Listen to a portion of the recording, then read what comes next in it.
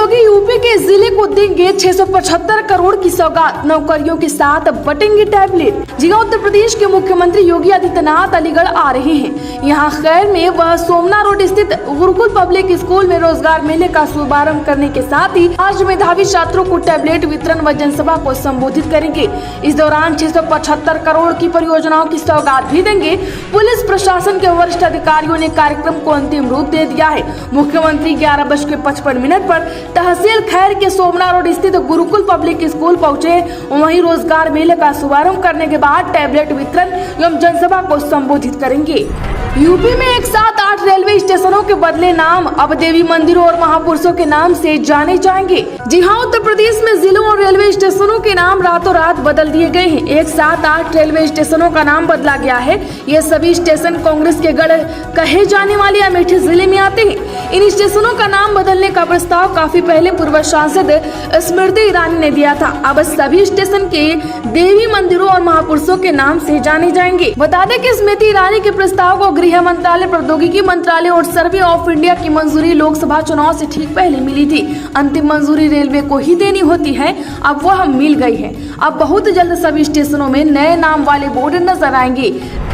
UP में हरियाणा विधानसभा चुनाव में भी दांव आजमाएगी चंद्रशेखर की आजाद पार्टी दुष्यंत चौटाला संग गठबंधन का ऐलान। जिला लोकसभा चुनाव में नगीना सीट से जीत के बाद अब आजाद समाज पार्टी के संस्थापक और सांसद चंद्रशेखर आजाद हरियाणा विधानसभा चुनाव में भी दांव आजमाएंगे। विधानसभा चुनाव को देखते हुए चंद्रशेखर आजाद ने नई दिल्ली में जननायक जनता पार्टी के अध्यक्ष दुष्यंत चौटाला के साथ गठबंधन की घोषणा की। दोनों ने नारा दिया, किसान का मेरे आगे बढ़, जीत ले अपना चंडीगढ़। जननायक जनता पार्टी और आजाद समाज पार्टी के गठबंधन का आधिकारिक ऐलान नई दिल्ली में हुई प्रेस कॉन्फ्रेंस में किया गया है। यूपी कैबिनेट में बड़ा फैसला, संस्कृत के छात्रों को लेकर अहम कदम। 24 साल बाद बढ़ाई गई छात्रवृत्ति। जिला मुख्यमंत्री योगी आदित्यनाथ की अध्यक्षता में हुई कैबिनेट की बैठक में प्रदेश के संस्कृत विद्यालयों और महाविद्यालयों के विद्यार्थियों की छात्रवृत्ति में वृद्धि करने का फैसला लिया गया है। यह बढ़ोतरी 24 साल बाद की गई है। कैबिनेट ने वर्ष 2001 से लागू वर्तमान छात्रवृत्ति दरों में वृद्धि के प्रस्ताव को मंजूरी दी है, स्वीकृति प्रदान की है। बैठक में कुल 14 प्रस्ताव रखे गए हैं, जिसमें से 13 प्रस्ताव का अनुमोदन किया गया है।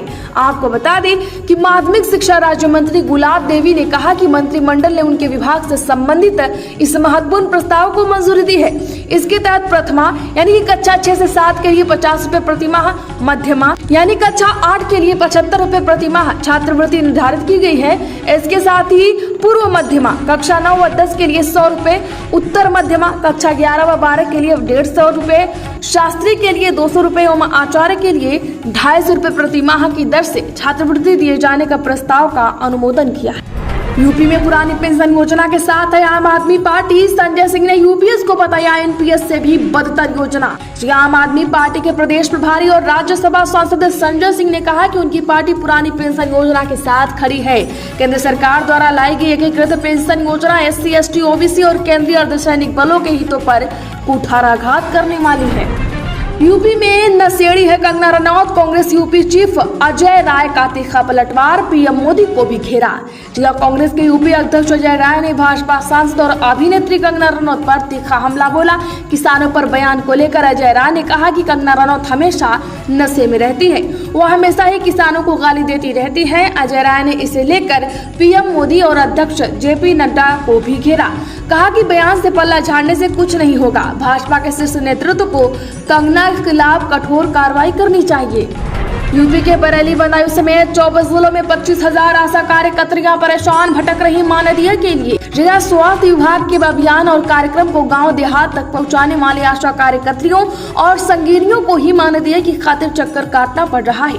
बरेली और बदायूं समेत प्रदेश के 24 जिलों में करीब 25,000 आशाओं का मानदेय नहीं हुआ है। बरेली समेत कई जिलों में आशाओं ने कमीशन, रिश्वत मांगने के भी आरोप लगाए हैं। वहीं अब भुगतान में देरी पर शासन ने नाराजगी जताई है और तत्काल आशाओं संगिनियों को भुगतान करने का निर्देश दिया है। यूपी के 11,000 बेसहारा बच्चों को योगी सरकार ने दिए 14 करोड़ रुपए, 20,000 बच्चों को और मिलेगा लाभ। यूपी सरकार स्पॉन्सरशिप योजना के तहत इस वित्तीय वर्ष में 20,000 और बेसहारा बच्चों को सहायता राशि देगी। इस योजना में 18 साल तक के ऐसे बच्चों को 4,000 रुपए प्रति माह की मदद दी जाती है। प्रदेश सरकार केंद्र सरकार के मिशन वात्सल्य कार्यक्रम के तहत इस वित्तीय वर्ष 2024 और 25 में 11,860 बच्चों को 14 करोड़ 23 लाख रुपए की मदद कर चुकी है।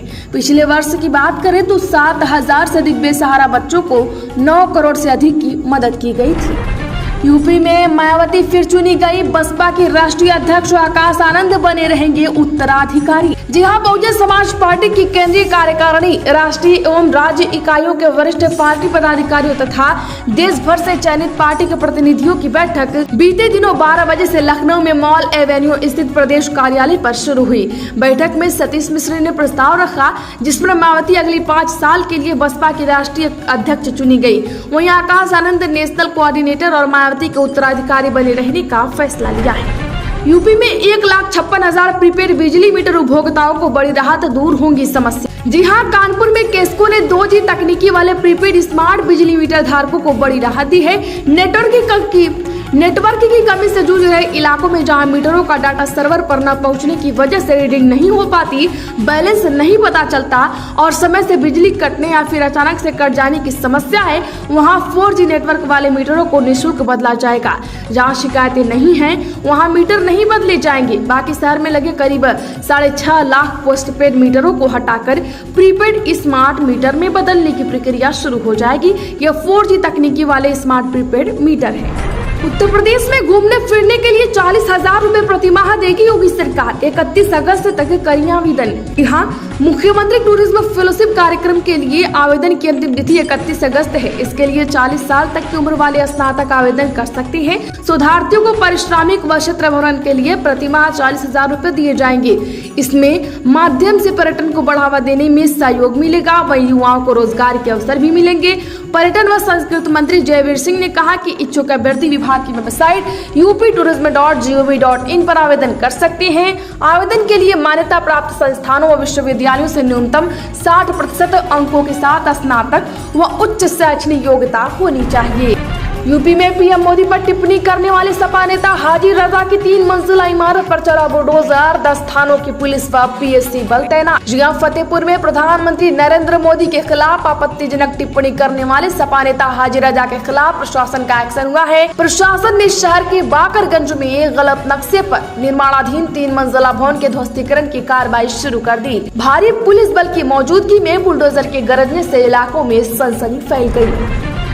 यूपी में वंदे भारत में जो भी खिलाएंगे पहले अनाउंस कर बताएंगे, लागू होगा नया सिस्टम। जिया वंदे भारत एक्सप्रेस में मील यानी खान पान को लेकर चल रहे भ्रमण को दूर करने के लिए अब ट्रेन में उद्घोषणा कराई जाएगी। इसमें बताया जाएगा कि यात्री को उनके गंतव्य तक खान पान में क्या क्या मिलेगा। जैसे अगर किसी यात्री ने बस्ती तक अपना आरक्षण कराया है तो उद्घोष के जरिए बताया जाएगा कि गोरखपुर से बस्ती तक यात्रा करने वाले यात्री को चाय और बिस्किट दिया जाएगा।